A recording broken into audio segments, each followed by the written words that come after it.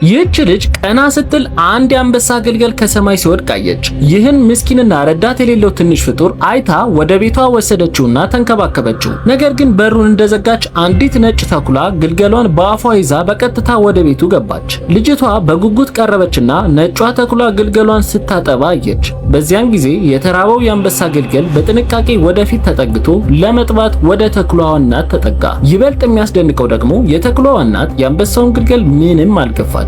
በዚህ ልብ የሚነካ ትዕይንት የተነካቸው ልጅቷ ወዲያውኑ ሁለቱንም ትንንሽ ፍጥረታት ለማሳደግ ወሰነች። ቀናት እያለፉ ሲሄዱ አንበሳውና ተኩላው ቀስ በቀስ የማይነጣጠሉ ጓደኛሞች ሆኑ። በየቀኑ ያለምንም ጭንቀት ይጫወቱና ይርመሰመሳሉ። በአይን እርግብግብታ ውስጥ ሁለቱ ግልገሎች ወደ ጠንካራ አውሬዎች አደጉ። ነገር ግን አንድ ቀን አንዲት እናት ልጅ በአጋጣሚ ወደዚች ትንሽ ደሴት መጡ። ከረጅም ጊዜ በኋላ እንግዶችን በማየታቸው የተደሰቱት አውሬዎች በቀጥታ ወደ እነሱ ሮጡ።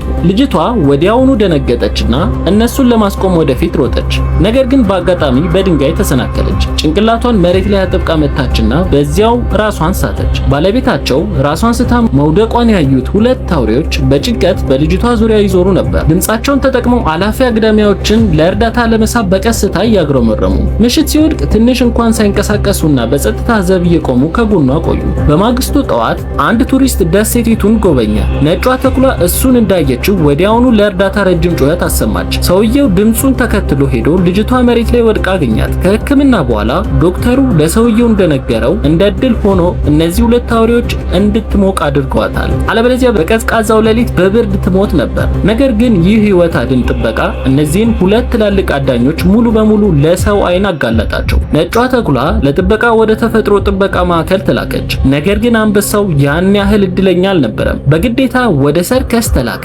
እናም ገንዘብ ማግኛ የመዝናኛ መሳሪያ ሆኖ ቀረ። ልጅቷ ስትነቃና ይህንን ስታውቅ ምንም እንኳን ሙሉ በሙሉ ባታገግምም ከሆስፒታል ወጥታ እነሱን ለማግኘት ጉዞ ጀመረች። ብዙም ሳይቆይ አንበሳውን የጫነው የሰርከስ መኪና በከተማው ውስጥ ሲዞር በአጋጣሚ በተኩላው የጥበቃ ማዕከል አጠገብ አለፈ። ተኩላዋ ወዲያውኑ የአንበሳውን ጩኸት አወቀች። እናም በዚያ ድምጽ ውስጥ ህመምና ሐዘንን ተረዳች። የጓደኛዋ ጩኸት ከርቀት እየጠፋ ሲሄድ የሰማችው ተኩላ አንድ ውሳኔ አደረገች። በዚያች ሌሊት ሰራተኞቹ ትኩረት በማይሰጡበት ጊዜ ከአጥሩ ስር ጉድጓድ ቆፍራ ከጥበቃ ማዕከሉ በተሳካ ሁኔታ አመለጠች። የአንበሳውን ጥረት ተከትላ በመሮጥ የሰርከሱን ካምፕ በተሳካ ሁኔታ አገኘች። ተኩላዋ መቆፈሯን ቀጠለችና በቀላሉ ወደ ሰርከሱ ግቢ ሰርጋ ገባች። ነገር ግን ወደ አንበሳው የብረት ጎጆ ስትደርስ ያንን ጠንካራ የጎጆ በር መክፈት እንደማትችል በተስፋ መቁረጥ ተገነዘበች። ስለዚህ ይህንን እጅግ ጠንካራ የሆነ ጎጆ ለመክፈት በመሞከር እንደ ማንሻ ለመጠቀም አንድ የዛፍ ቅርንጫፍ አነሳች። በጎጆው ውስጥ ያለው አንበሳም ከእርሷ ጋር ለመታገል ወደፊት መጣ። ሆኖም ቅርንጫፉ ጠንካራውን የብረት ጎጆ ማንቀሳቀስ አልቻለም። የከፋው ደግሞ የፈጠሩት ሁከት ብዙም ሳይቆይ የሰርከሱን መሪ አነቃው። ተኩላዋ በፍጥነት ከሳጥን ጀርባ ተደበቀች። መሪው እረፍት ያጣውን አንበሳ በግራ መጋባት ተመለከተው። ስለዚህ ምን እየተፈጠረ እንዳለ ለማየት የጎጆውን በር ከፈተ።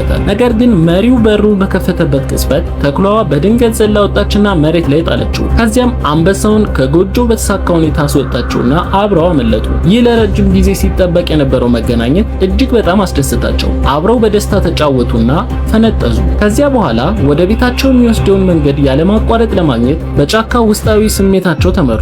ይህ በእንዲህ እንዳለ ልጅቷም እነሱ መፈለግ ፈጽሞ አላቋረጠችም ነበር። ዱካዋን ተከትላ በመጨረሻ የት እንዳሉ አገኘች። ይህ ለረጅም ጊዜ ሲጠበቅ የነበረው መገናኘት ሁሉንም በደስታ ሞላቸው። ሁለቱ አውሬዎች በደስታ ባለቤታቸውን አሻሿትና በፍቅር ላሷት። ናፍቆታቸውን በጣም ንጹህ በሆነ መንገድ እየገለጹ በተፈጥሮ ጠላቶች መሆን የነበረባቸው አንበሳውና ተኩላው በቀን ትስስራቸው ከዘራቸው በላይ የሆነ እውነተኛ ጓደኝነትን ፈጥረዋል። ቀጣይ ቪዲዮ እንዲደርሳችሁ ፎሎ ማድረግ አትርሱ።